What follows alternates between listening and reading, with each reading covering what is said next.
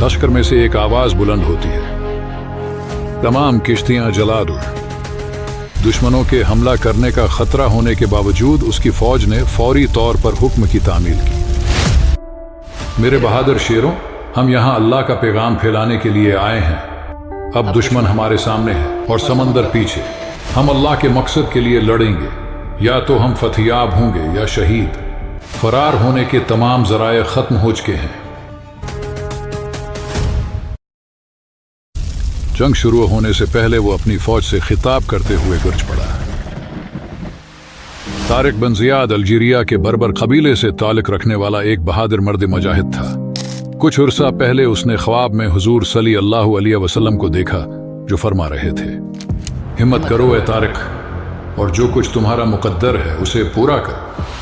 फिर उसने रसूलुल्लाह सल्लल्लाहु अलैहि वसल्लम और उनके साथियों को इंदलस यानी स्पेन में दाखिल होते हुए देखा। तारिक एक मुस्कुराहट के साथ बीदार हुआ और उस लम्हे उसे अपनी जीत पर जर्रा बराबर भी शक नहीं था। तारिक बिन जियाद अपनी 11,000 की फौज के साथ जिब्राल्टर पर उतरा, जो उस वक्त स्पेन का साहिली हिस्सा था। सामने दुश्मनों की 1 लाख की फौज देखकर मुसलमानों की उम्मीद पसपा होने लगे।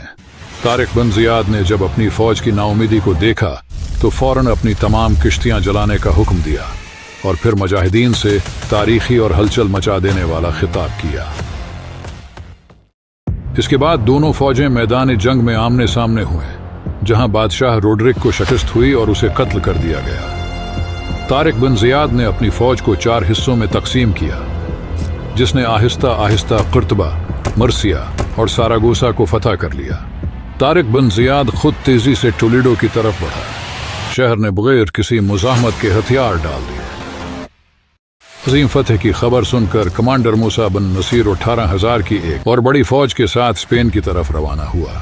दोनों जर्नलों ने जजीरा नुमा इबेरिया, बार्सिलोना और पोर्तुगल को भी फतह कर लिया। सार्सियारा को बिलाखिर मुसलमानों ने तारिक बिन जियाद की सरबराही में पूरा स्पेन फतह कर लिया। मुसलमानों की हुकूमत के नतीजे में स्पेन यूरोप के लिए फन, साइंस और सकाफत का मीनार बन गया।